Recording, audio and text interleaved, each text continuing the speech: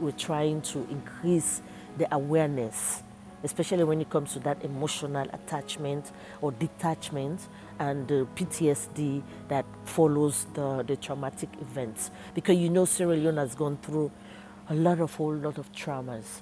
Sierra Leone has gone through a 10-year war, and the issue of mental health has not been addressed. The impact of what a war does, especially atrocious crimes that were committed against the women, against children, that people, this younger generation in the 20s, 25 to 30s, went through all this trauma, and nobody as a nation addressed those traumatic issues, the PTSD.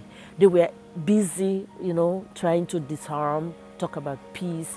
What about the emotion side of it?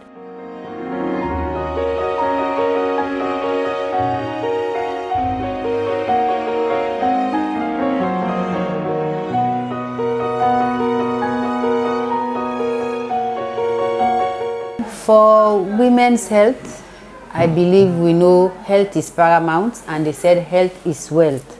If you are healthy, if you are okay, you can do so many things that you want to do with your life. You can focus on your education, if you want to engage in a vocational institute, or if you want to engage in any skills. But if your health is okay, if you are mentally okay, then you can go through all of those processes. So let us don't neglect our health.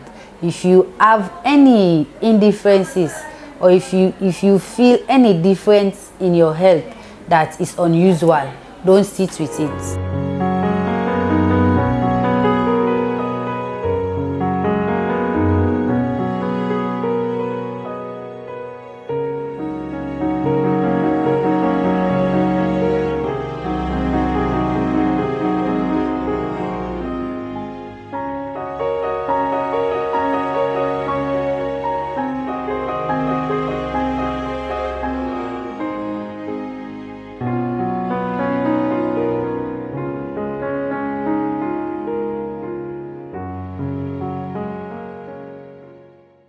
Some of the signs that you'll be looking for is depression, obviously. You're crying, you don't feel yourself, you're lacking of interest, you want to stay in bed the whole day, you don't want to get up, you don't want to see the child. That's a 100%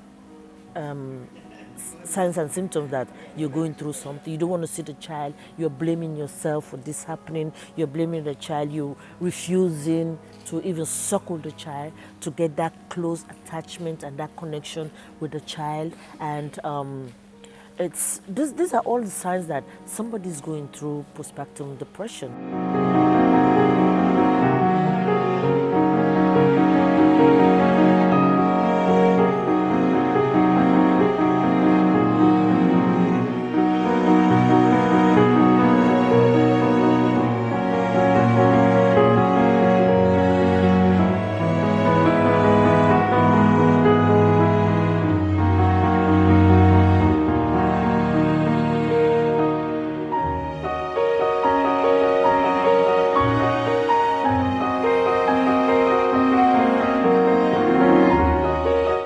And unfortunately, in our country, even the nurses are not educated in that.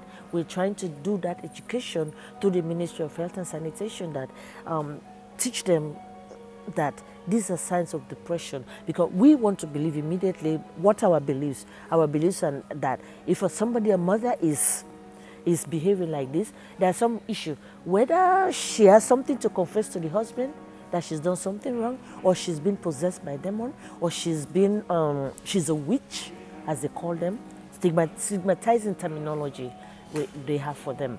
So we're trying to change that terminology. In fact, right now, what we're encouraging, we don't use any more the word, like they call them crazy man. We said mentally challenged.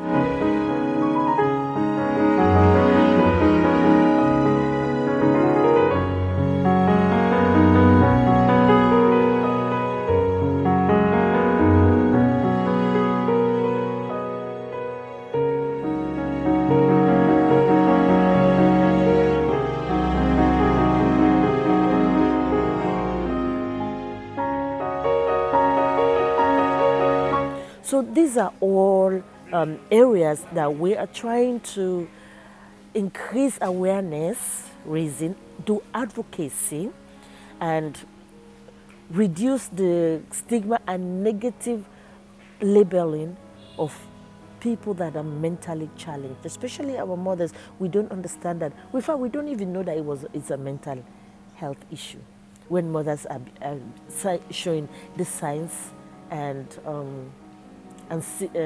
symptoms of that they're not able to do. They look at them as weak, and they look at them as somebody that doesn't love the child. They look at them as somebody that has something to confess, that, you know. So we're working on changing that mentality. It's not going to be easy because it's deeply rooted in our culture.